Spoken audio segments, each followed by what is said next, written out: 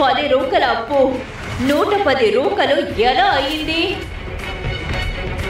పాండురంగుడి విగ్రహాన్ని గుళ్ళొంచి ఎందుకు తీసుకువెళ్లారు?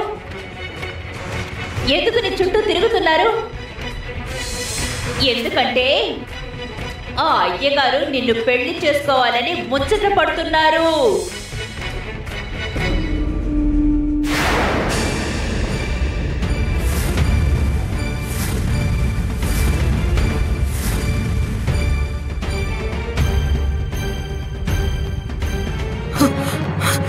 సఖో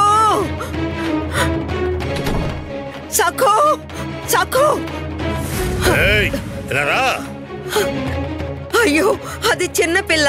ఆయన అసలే మంచివాడు కాదు. దాన్ని ఏమన్నా చేస్తాడు. సఖో సఖో. అరే రండి రండి రండి రండి సఖుబాయ్, మీకు స్వాగతం. ఉపవాసాలు ఉండడం పూర్తయిందా? ఉపవాసాలు విరమించావా? ఉన్నట్టుండి వచ్చావు. విషయం ఏంటి? ఏమిటి సఖు పరిగెత్తుకుంటూ వచ్చావు? పద, నీకోసం మిఠాయి తయారు చేయమని చెప్తాను. వద్దు, నా కోసం ఏమీ చేయక్కర్లేదు. మిఠాయిలో కూడా మీరు మిరపకాయలు వేస్తారు. ఏం మాట్లాడుతున్నావు సఖు నువ్వు?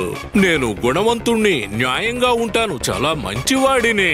కానీ కాదు, మీ ఉద్దేశం ఏంటో నాకు ఇప్పుడు తెలిసిపోయింది. చాలించండి, ఈ ఆట ఆపండి.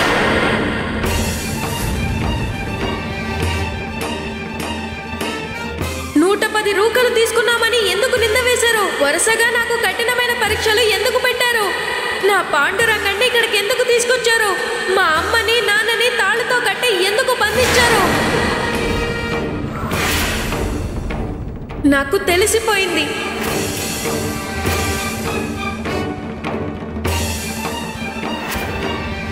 తెలిస్తే మంచిదే మంచిదే. ఎందుకు? నేను ఎందుకు చేశాను ఈ పని? ఎందుకంటే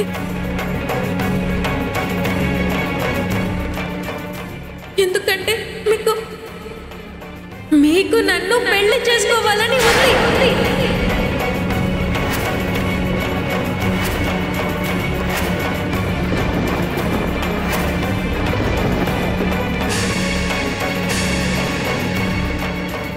మీరు మా బామ్మని, మా అమ్మని, మా నాన్నగారిని ఇబ్బంది పెట్టడం ఆపితే, పాండురంగన్ని తిరిగి ఆలయంలోకి తీసుకొస్తే,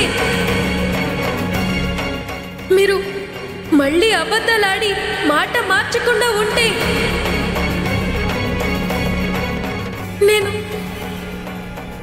నేను మిమ్మల్ని వివాహం చేసుకోవడానికి సిద్ధం.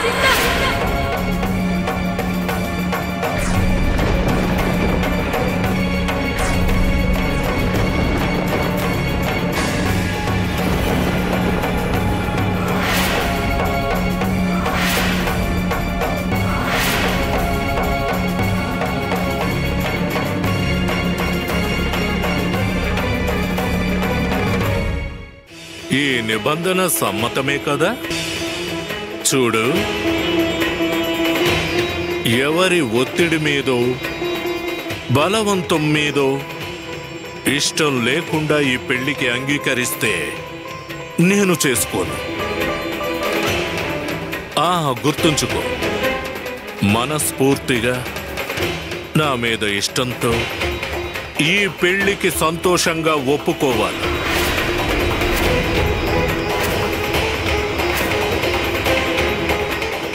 చూడండి, నాకు అంగీకారం అని చెప్పడానికి ఇక్కడికి వచ్చాను.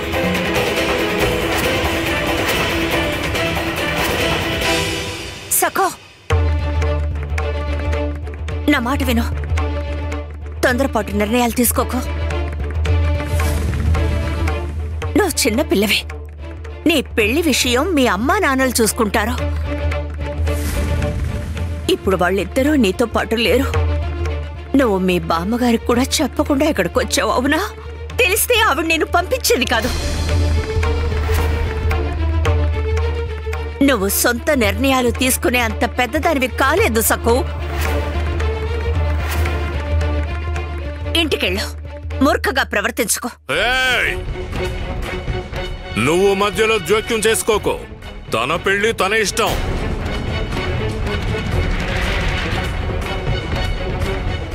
గోదమ్మ, మీరు జోక్యం చేసుకోకండి, మీకు దండం పెడతాను. మీరు తలదూర్చకండి, మీకేమీ తెలీదు. మా అమ్మని నాన్నని ఈయన చీకటి గదిలో బంధించారు.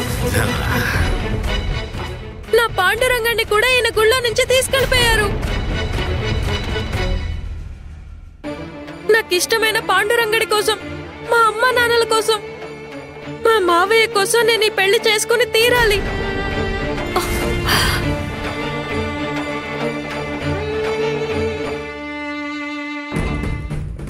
దేవుడే దిగొచ్చి చెప్పినా ఈ పిల్ల వినేలా లేదు. ఈ పెళ్లి జరగకుండా ఆపాలి. సఖో, దయచేసి ఎవరైనా తలుపులు తెరవండి. మమ్మల్ని వదలండి, నేను చాలా చిన్న పిల్లని, ఆవిడేమో ముసలమ్మ. మమ్మల్ని లోపలికి వెళ్ళనివ్వండి. నన్ను వదలండి, మమ్మల్ని లోపలికి వెళ్ళనివ్వండి. ఏయ్! విన్నావా విన్నావా? సఖు ఇప్పుడు ఏమందో? తన విషయంలో జోక్యం చేసుకోవద్దని చెప్తోంది. లోపలికి వెళ్ళు, వంటింట్లోకి వెళ్ళి కూర్చో. ఇక్కడే నిలబడి మా ఇద్దరి సంతోషాన్ని చెడగొట్టకు. వెళ్ళు వెళ్ళు వెళ్ళు వెళ్ళు వెళ్ళమంటుంటే. పెళ్లికి ఒప్పుకున్నాను కదా, మీరు మా అమ్మని నాన్నగారిని వెంటనే వదిలేయండి. నా పాండురంగాన్ని గుళ్ళకి తీసుకురండి. మహాజన్ మావయ్యని విడిపించండి. ఆయన్ని వెంటనే విడిపించండి. భలే భలే భలే. నువ్వు చాలా తెలివైన దానివి. కానీ ఇప్పుడు కాదు, వాళ్ళని ఇప్పుడు వదలను. ముందు మన పెళ్లి జరగాలి. పెళ్ళవగానే మీ అమ్మ నాన్నల్ని వదిలేస్తాను. కానీ నేను ముందే వాళ్ళిద్దరిని వదిలేస్తే నువ్వు తర్వాత పెళ్లి చేసుకోను అంటే?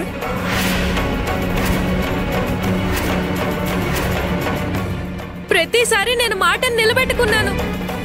మీరు పెట్టిన పరీక్షలో నేను గెలిచినప్పటికీ మీరు నాకు ఇచ్చిన మాట నిలబెట్టుకోలేదు. ఒకవేళ నేను పెళ్లి చేసుకున్న తర్వాత మునిపటిలా మీరు మాట మారిస్తే?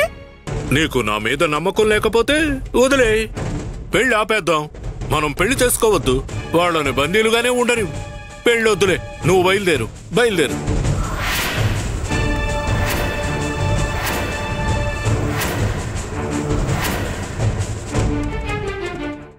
అమ్మా సఖో, గోదామ్మ, పిల్ల, అయ్యగారు, గోదావరి, అయ్యో తలుపులు తెరవండి తెరవండి. మీరు లోపలికి వెళ్ళకూడదు, అరవకండి.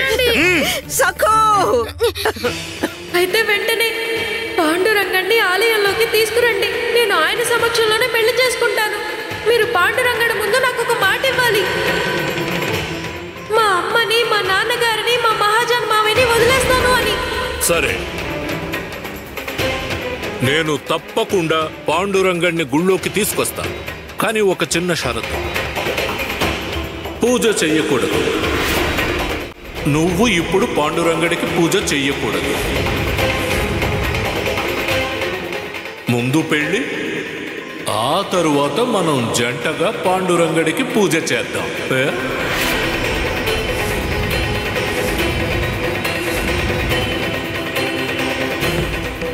సరే, కానీ మా అమ్మ నాన్న. చెప్పాను కదా, ముందు పెళ్లి.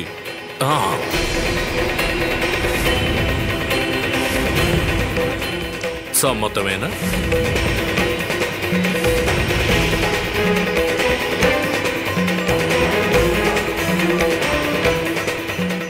సమ్మతమే.